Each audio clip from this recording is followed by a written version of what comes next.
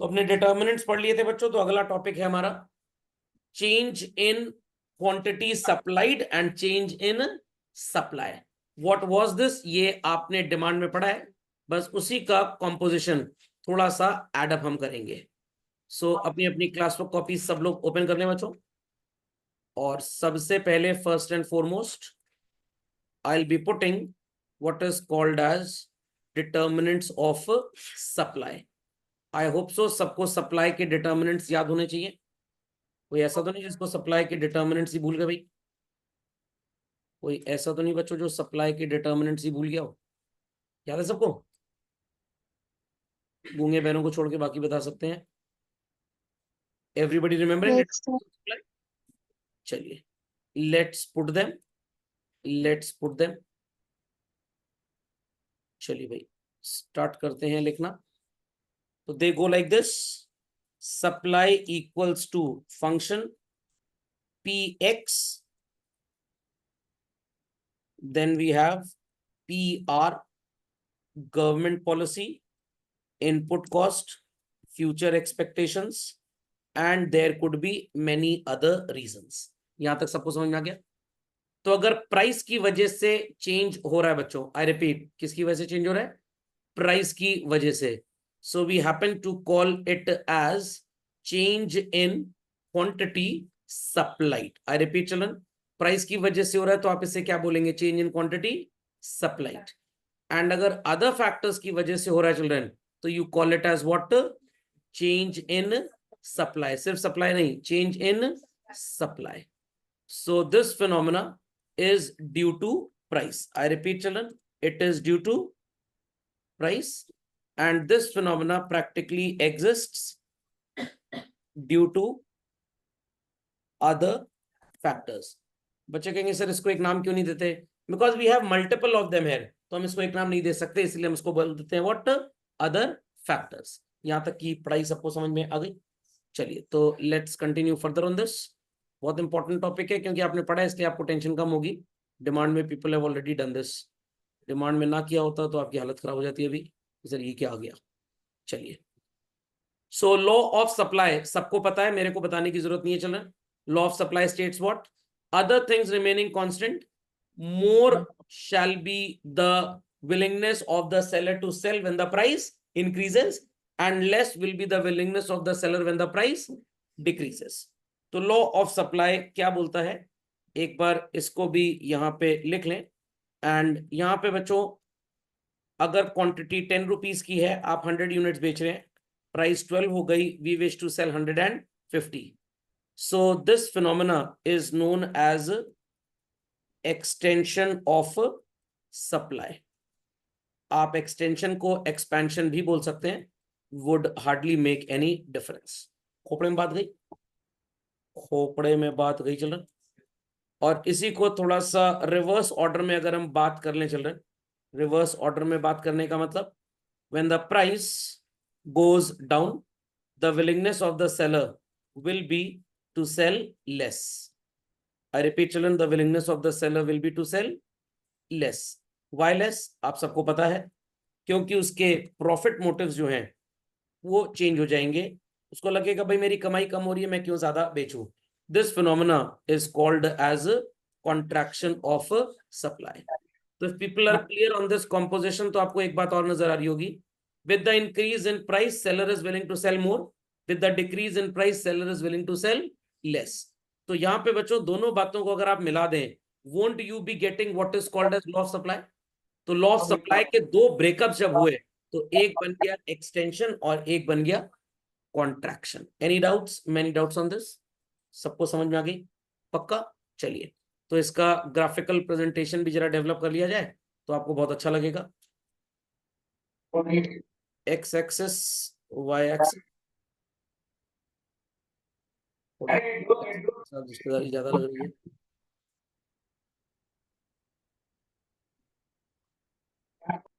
And यहाँ पे भी ड्रॉ करेंगे X axis and Y axis.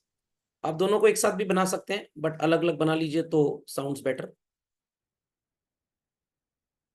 We won't be taking the actual readings, हम लिटरल्स लेके बना लेंगे, या चलिए एक्चुअल रीडिंग भी ले लें तो कोई फर्क नहीं पड़ता। सबको ये पता है एक्स एक्सिस पे क्वांटिटी सप्लाइड होगी हमेशा और वाई पे प्राइस, मॉनेटरी फैक्टर हमेशा वाई पे रखिएगा। Understood this?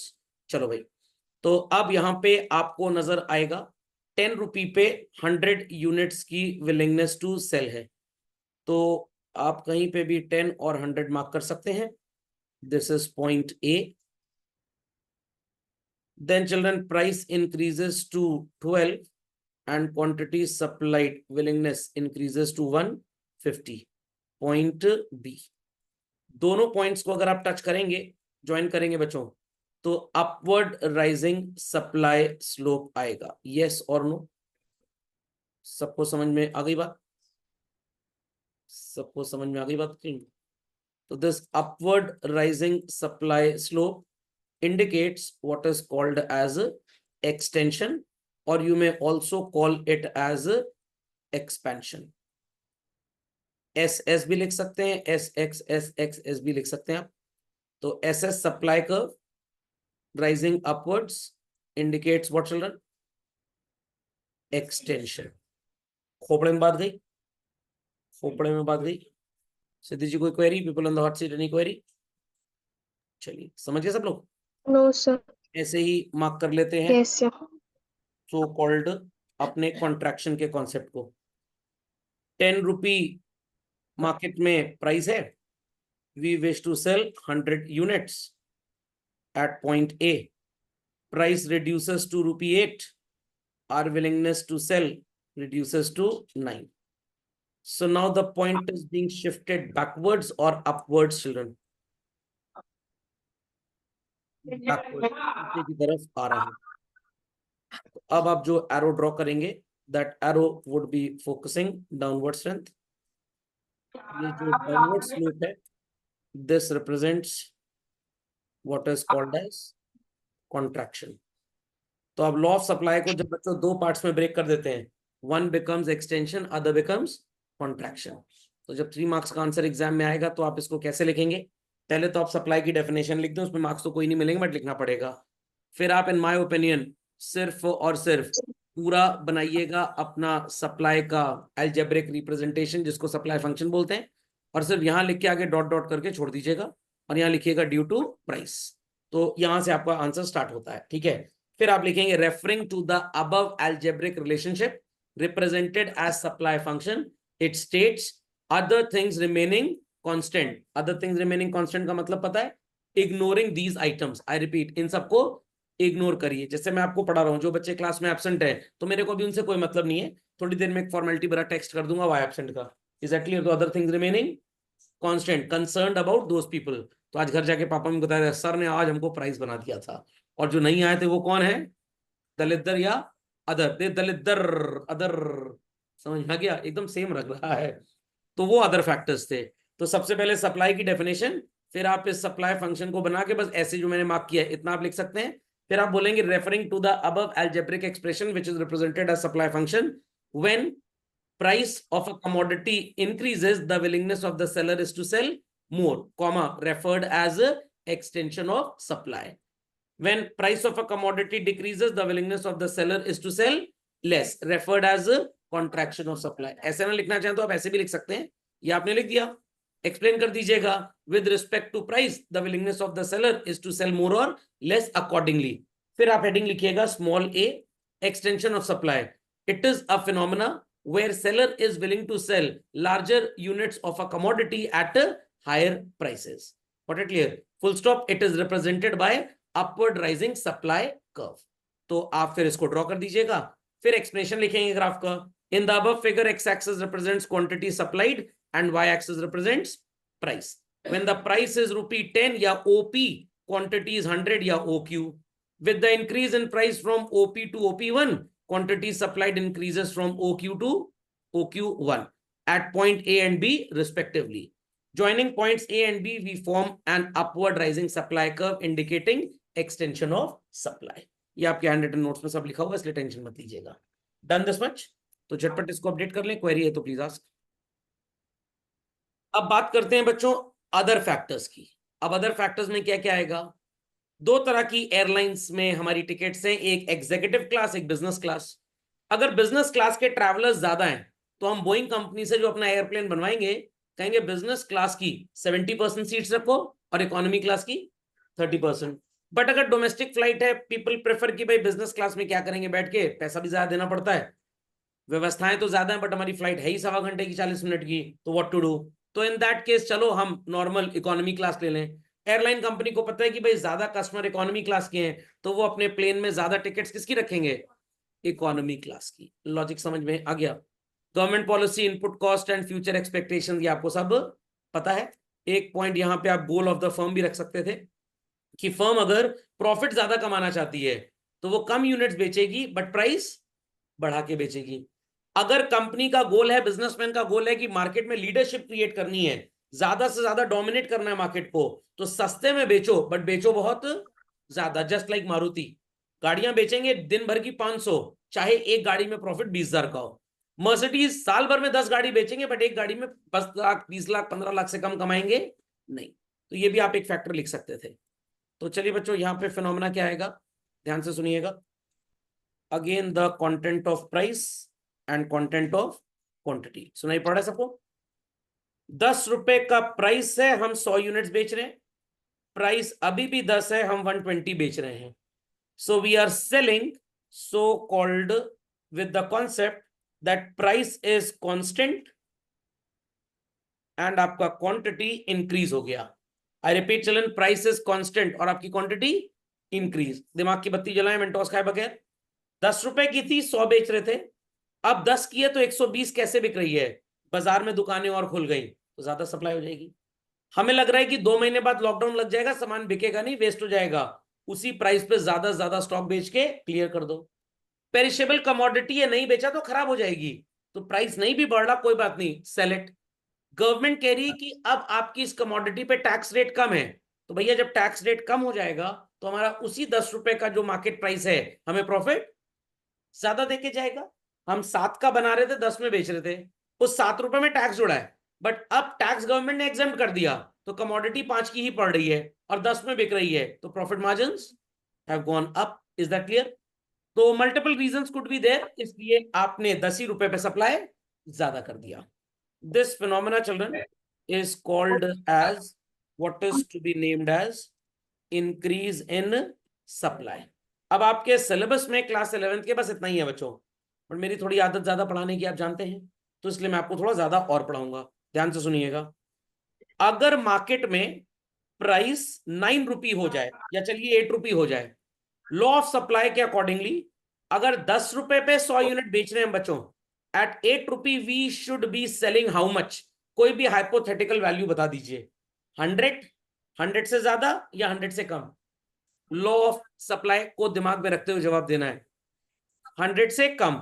बट अगर आप स्टिल 100 बेच रहे हैं तो कंपेरेटिवली आप थोड़ा ज्यादा बेच रहे हैं। नहीं समझे बात को? अगर आपकी उम्र 10 साल है और आपको 100 कैलोरीज लेने के लिए 100 रोटी खानी पड़ती है, तो 8 साल वाले को तो भाई 80 रोटी खानी चाहिए, बट वो भी 100 ही खाया जा रहा है, तो पेटू आप किसको बोलेंगे? 8 साल वाले को। उसको कम खाना चाहिए बट वो खा ज्यादा रहा है। खोपड़े में बात गई। तो ये जो कॉन्सेप्ट है 3 पॉइंट वाला बच्चों, ये जनरली 11th क्लास के सिलेबस में नहीं पढ़ाया जाता, बट आप पढ़ लीजिए, आपको काफी काम आएगा। तो ध्यान से सुनिएगा। Price has fallen down and your quantity, I repeat children, your quantity remains constant. तो I hope so PC QI PD QC समझ लेंगे। अगर आप ना समझ पाए तो मैं एक चीज और लिख देता हूं इसके लिए। It is same price and more quantity, नहीं बड़ी बात, and it is less price and same quantity. अगर आपको थोड़ा सा डिमांड का कॉन्सेप्ट याद आ रहा हो बच्चों, तो डिमांड में आप एक चीज को कांस्टेंट रखते थे और एक को इंक्रीज करते थे ना, क्योंकि वहां पे रिलेशनशिप इनवर्स था। यहां पे आपने एक बार प्राइस को सेम रखा है और एक बार क्वांटिटी को सेम रखा है। Is that clear? डिमांड में भी सर ऐसे ही पढ़ाया था आपने, एक बार क्वांटिटी सेम रहती थी, एक बार प्राइस, बट वहां पे एक बार क्वांटिटी मोर होती थी, यहां पे भी हो रही है, और एक बार प्राइस मोर होती थी, बट यहां पे क्या मोर प्राइस हो रही है बच्चों? यहां पे क्या हो रहा है? Less price. क्यों? क्योंकि डिमांड का रिलेशनशिप इनवर्स था, तो दोनों जगह चीजें मोर मोर चलती थी। यहां पे रिलेशनशिप मोर है, मतलब इनवर्स नहीं है, डायरेक्ट है, इसलिए ये रिवर्स हो गया। तो बस कॉन्सेप्ट याद रखेंगे तो याद रहेगा, नहीं तो तोते की तरह रटेंगे तो भूल जाएंगे। तो I hope so everybody understood the phenomena of increase children. People on the hot seat, Siddhi ji कोई प्रॉब्लम? No sir. सबको समझ में आ गया? सबको समझ में आ गया कॉन्सेप्ट भाई? चलिए, तो इसी का रिवर्सल कॉन्सेप्ट पढ़ लेते हैं। आई रिपीट चिल्ड्रन, इसी का reversal concept, and the reversal concept is decrease. ध्यान दीजिएगा, 10 रुपए की कमोडिटी हम 100 बेच रहे थे, प्राइस तो अभी भी 10 है, but we wish to sell not more than 80। Sir why? भाई प्राइस को कांस्टेंट रख के क्वांटिटी को डिक्रीज कर दिया, it is same price and less quantity. क्योंकि भाई हमें लग रहा है प्रोडक्ट अभी ज्यादा मत बेचो, प्रॉस्पेरिटी आने वाली है, नेक्स्ट वीक मार्केट में डिमांड बढ़ेगी, तब नया मूवी का हम रेंटल्स लेंगे और अपने पीवीआर सिनेमाज में इसको डिस्प्ले करेंगे। बिकॉज अभी एग्जाम्स चल रहे हैं, स्टूडेंट्स कम आ रहे हैं, तो अभी चलो क्रिकेट मैच का डिस्प्ले लगा देते हैं। Is that clear? तो अभी हम मूवीज को नहीं लगाएंगे नया, आने वाले टाइम में जब प्रॉफिटेबिलिटी ज्यादा होगी तब नई मूवी दिखा देंगे। तो सेम प्राइस पे we wish to sell less. या हम दो तरह की कमोडिटीज बेच रहे हैं, ये वाली उतनी महंगी बिक नहीं रही है, दूसरी महंगी बिक रही है, तो उससे ज्यादा बेचने की कोशिश करेंगे और इसे कम। Is that understood well? Government ने इस कमोडिटी पे पहले 6 रुपए की बनाते थे, 1 रुपए टैक्स लगता था, 7 रुपए पड़ती थी, 10 की बेचते थे, 3 का प्रॉफिट। अब गवर्नमेंट ने टैक्स 3 रुपए कर दिया इसके ऊपर, तो 6 की बना के 9 में बेच पाएंगे मार्केट में? नहीं सर, 6 की बना रहे हैं आप, 3 रुपए टैक्स लगा, मैन्युफैक्चरिंग लैंडिंग कॉस्ट कितनी हो गई? 9। 10 में बिक रही है, प्रॉफिट इज ओनली 1, तो प्रॉफिट हैज गॉन डाउन। तो भैया जब प्रॉफिट कम है तो हम क्यों ज्यादा बेचेंगे? Is that clear? कोर्स में तो आपके बस सीबीएसई के इतना ही है बच्चों। मार्केट में प्राइस हो गया 12 रुपए, जरा दिमाग की बत्ती जलाएं और बताएं, had it been the concept of law of supply, हम 12 रुपए में कितना बेचते अगर 10 में 100 बेच रहे हैं तो? कोई भी हाइपोथेटिकल आंसर दे दीजिए। 100 से ज्यादा, 100 से कम, या 100? 100 से ज्यादा। बट अगर आप यहां पे सिर्फ 100 ही बेच रहे हैं तो रिलेटिवली आप कम बेच रहे हैं। Is that clear? तो 10 साल वाले बच्चे को 100 रोटी खानी चाहिए, तो 12 साल वाले को कम से कम 120 खानी चाहिए, ये भी बेचारा 100 ही खा पा रहा है, तो इसका डाइजेशन थोड़ा सा लो है। तो it is price increase and quantity is constant, तो it is more price and same quantity. Logic went well बच्चों? Children logic went well? सबको समझ में आ गया? चलिए, तो मैं एक ग्राफ ही लूंगा और दोनों फिनोमेना उसी में ड्रॉ करूंगा। I hope so people will not be finding it inconvenient. आप पहले इसको अपडेट करिए, देन आई स्टार्ट। तो everybody is suppose to draw a graph. X axis बना लेते हैं पहले तो, एंड वाई एक्सेस। चलिए, Y axis shall represent what children? सबको याद होना चाहिए, price, and X axis represents quantity, and जहां पे संगम हो गया इट इज ओरिजिन। इतना क्लियर हो गया? अब ध्यान से सुनिएगा, price is ₹10, quantity supplied is 100। यहां तक सबको समझ में आता है? यहां तक सबको समझ में आ गया भाई? वैसे तो मैं अभी तक ये लाइंस नहीं मार्क कर रहा था, बट अब थोड़ा सा जरूरी बन जाता है ताकि आप गलती ना करें, तो मैंने सोचा लाइन मार्क कर दूं। ठीक है, the point is named as A. Price अभी भी 10 है बच्चों, बट क्वांटिटी बढ़ के कितनी हो गई? 120। सबको ब्लैक कलर नजर आना चाहिए, क्वांटिटी बढ़ के हो गई 120। Is this point B visible to all? Point B visible to all? Point B visible to all? चलिए, सो टेकिंग एन एग्जाम्पल कि अगर हम एक स्लोप ऐसे बनाए, नजर आ रहा है सबको, और दूसरा ऐसे बनाए, तो ये आगे की तरफ शिफ्ट होगा। चलो, तो this is called as increase, called as increase. तो अपवर्ड है तो एक्सटेंशन, राइट वर्ड है तो इंक्रीज। सेम चल रहा है कॉन्सेप्ट जो डिमांड में आपने पढ़ा था, नॉट एनीथिंग न्यू। बट हमारा 3 पॉइंट ग्राफ है, 8 रुपी पे भी कमोडिटी कितनी है चिल्ड्रन? 100।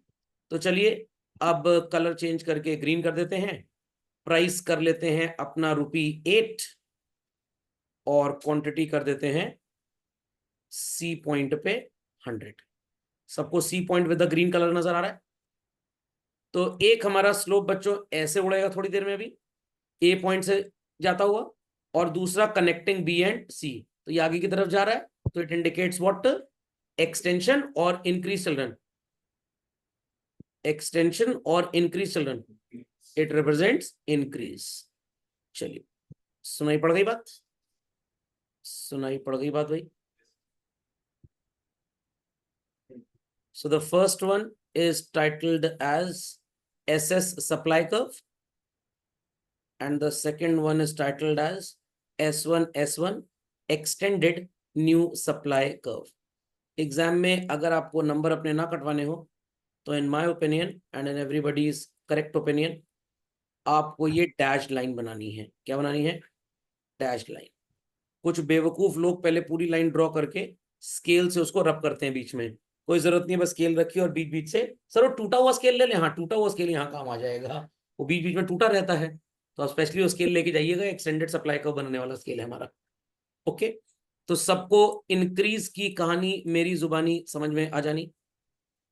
तो this rightward shift represents what is called as increase. IPhone 16 की याद में इंक्रीज लिख रहे हैं। Done this. चलिए अब आते हैं डिक्रीज पे। 10 रुपी पे it is 100, point A already बना हुआ है। आप गलतियां ना करें तो आप एक काम करिएगा, यहाँ पे ए लिख लीजिए, यहाँ पे बी और यहाँ पे सी, यहाँ पे ए लिख दीजिए, यहाँ पे पॉइंट डी मार्क कर देंगे और यहाँ ई मार्क कर देंगे।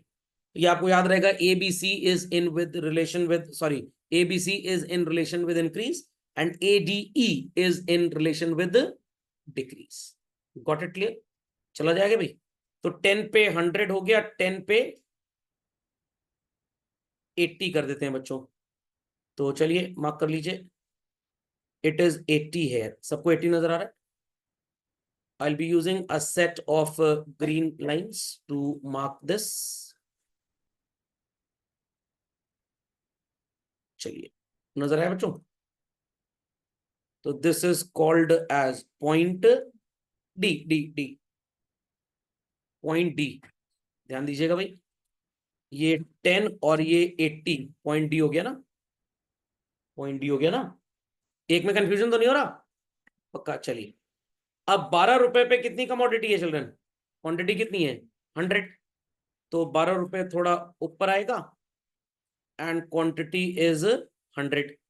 तो अब यहाँ पे कौन सी लाइन यूज करें? यहाँ पे ब्लू यूज कर लेते हैं। चलिए, let's markup with blue line.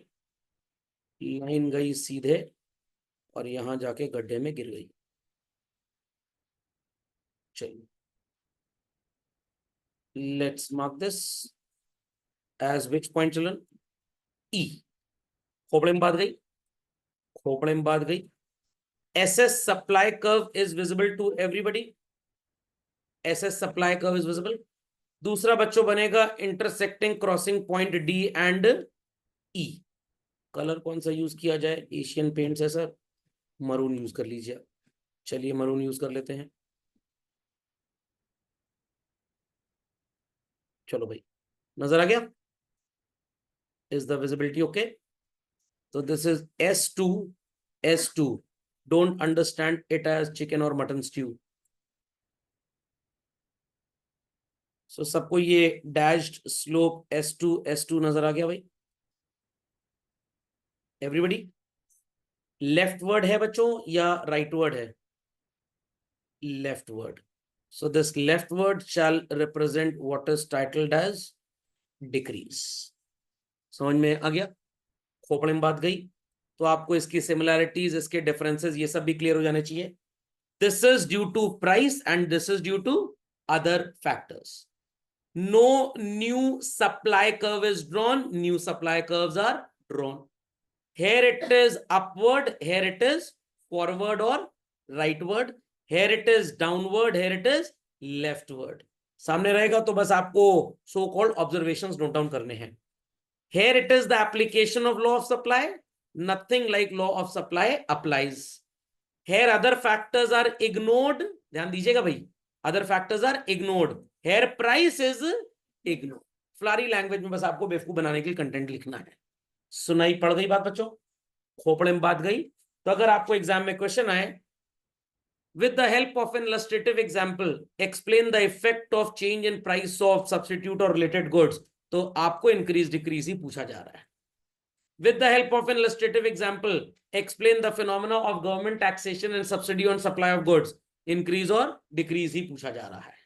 With the help of an illustrative example, explain the impact of increase or decrease in input cost on supply of a commodity. क्या पूछा जा रहा है? Increase and decrease. Is that clear? With the help of an illustrative example, explain the phenomena of future expectations of the firm on supply of a commodity. Still क्या answer करना है आपको? Increase and decrease. नहीं समझ में आई बात? तो एक बार आपने मम्मी से कहा कोई ठंडी चीज खिला दीजिए, मम्मी ने आइसक्रीम खिला दी. फिर आपने कहा कुछ दिन बाद ठंडी चीज खिला दीजिए, मम्मी ने सो कॉल्ड आपको कुल्फी खिला दी. फिर आपने कोई ठंडी चीज खिला दीजिए ढेर सारी, मम्मी ने एक ब्रेक लेके दे दी. भाई थे तो सभी आइसक्रीम के फॉर्मेट ना, सिर्फ कॉम्पोजिशन चेंज हो गया है. सुनाई पड़ गई बात? पक्का? तो जब भी इनसे रिलेटेड कुछ भी पूछा जाए, आपको क्या बेच के आना है? इंक्रीज और डिक्रीज. और इससे रिलेटेड कुछ भी पूछा जाए तो क्या बेच के आएंगे? एक्सटेंशन और contraction. Any doubts? Many doubts? People on the hot seat. Siddhi ji कोई क्वेरी? समझ में आ गया भाई? झटपट इसको अपडेट. कहानी सबको क्लियर होगी बच्चों? चलो चलते हैं आगे. ये देखो, ये भाई साहब कहाँ गए भाई हमारे भाई साहब? ये देखिए धीरे धीरे सरकते सरकते नीचे आ रहे हैं. तो ये कौन सा फिनोमेना था? कॉन्ट्रैक्शन का या एक्सटेंशन का? नीचे आ रहे हैं, कॉन्ट्रैक्शन. और ये अगर मान लीजिए दूसरे इनके भाई साहब ये थोड़ा सा आगे चले गए या पीछे भी जा सकते हैं, तो इट इज शिफ्ट. तो खैर ये सब बताने की जरूरत नहीं, ये सब आपको बता दिया है मैंने. किसको चेंज इन क्वांटिटी सप्लाइड बोलेंगे, किसको सप्लाई बोलेंगे, फिर से सुन लीजिए. तो ये है क्वांटिटी सप्लाइड बच्चों, और ये क्या है? Change in supply. खैर ऊपर हेडिंग लिखी थी तो not to worry at all. चलिए ये सब तो क्लियर हो गया सबको, मूवमेंट वगैरह बताने की जरूरत नहीं है. सर ये सुअर वुअर कहां से चले आए बीच में? अरे सुअर नहीं है, price of a commodity, related commodity, input cost, government factors, and this is state of technology. सुअर ना समझ लेना, सुअर की तरह ही रट के जाएंगे सर हम. पिग्स, पिग्स लिखना है इसमें बस. ओके चलिए. जिसको पिग को कोई पूछता नहीं, धरती पे इतनी बेइज्जती होती है, यहाँ कितना इंपॉर्टेंट हो गया. हाँ भाई समझ गए दोनों लोग एक्सपेंशन और इंक्रीज का कॉन्सेप्ट चलन? एक्सपेंशन कॉन्ट्रैक्शन भी समझ गए? चलिए शिफ्ट क्लियर हो गया सबको? पक्का? चलिए एक चीज और आपको बताता हूं, और कंपैरिजन कर सकते हैं. Here price and quantity both changes. Here at a time only one will change. Price constant था तो क्वांटिटी चेंज हो गई, क्वांटिटी 100 कांस्टेंट थी तो प्राइस चेंज हो गई. ओके तो जो जो बातें मैं बोल रहा हूं, इस वीडियो को अपलोड होने के बाद 2x की स्पीड में देखकर अपना धड़ धड़ धड़ लिखिएगा. एल से सारी चीजें नोट्स में आपके पास हैं भी, बट जब आप खुद से लिखेंगे तो आपको दिमाग में बस जाएगा. ओके चलिए. Difference between increase and expansion have been told well off. तो इसमें कोई प्रॉब्लम की बात नहीं है. एक्सपेंशन में आगे जाएंगे और उसमें ऊपर जाएंगे, ऐसे क्या जाएंगे? ऐसे. इसमें आगे और उसमें ऊपर. समझ में आ गई बात? नहीं समझे? जैसे ये फोन है मान लीजिए, ठीक है. अब इस फोन पे कवर लगाया हुआ है तो आपको पूरा एक जैसा लग रहा है, बट इधर देखिए कैमरा मॉड्यूल हल्का सा निकला ऊपर. ये क्या हो गया? ये इंक्रीज हो गया. क्या हो गया? इंक्रीज. ऊपर ऊपर नचा रहे हैं, सिग्नल आ जाए, दैट इज एक्सपेंशन. चलिए मेटाफर नहीं समझते आप लोग अंग्रेजी की ज्यादा. समझ गए भाई सब बातों को? चलिए इंक्रीज और एक्सपेंशन का कॉम्पोजिशन सबको क्लियर हो गया? कोई क्वेरी तो नहीं किसी की भाई? सो ये राइट वर्ड है और ये अपवर्ड. यहाँ पे प्राइस कांस्टेंट, यहाँ पे अदर फैक्टर्स कांस्टेंट. यहाँ अदर फैक्टर्स कांस्टेंट रहेंगे तो प्राइस चेंज होगी, यहाँ प्राइस कांस्टेंट रहेगी तो अदर फैक्टर्स चेंज होंगे. समझ में आ गई बात? चलिए डिक्रीज एंड कॉन्ट्रैक्शन की कहानी एकदम सेम. ये लेफ्टवर्ड है तो ये डाउनवर्ड है. यहाँ पे प्राइस से कोई मतलब नहीं, अदर फैक्टर्स से मतलब है. यहाँ अदर फैक्टर्स से कोई मतलब नहीं, प्राइस से मतलब है. Is that clear? मम्मी कुछ भी बोलती रहे, आपके दिमाग में बात जाती नहीं है. छोटा भाई मान लीजिए मम्मी की बात सुन ही नहीं रहा है, मम्मी के पता नहीं देखो कैसा बह रहा है, सुनी ना मेरी बात. आप मम्मी क्या बोलेंगे? ये अदर थिंग्स रिमेनिंग कांस्टेंट मान रहा है, ये आपको सेट्रिस पैराबिस कर दिया है आज. मम्मी सोचेंगे आपको भूत सूत चढ़ गया है. सेट्रिस पैराबिस, अदर थिंग्स रिमेनिंग कांस्टेंट का लैटिन वर्ड. चलिए कोई कहानी यहां तक समझने में समस्या? तो इसी के साथ कॉन्ट्रैक्शन एक्सटेंशन होता है, इंक्रीज डिक्रीज समाप्त.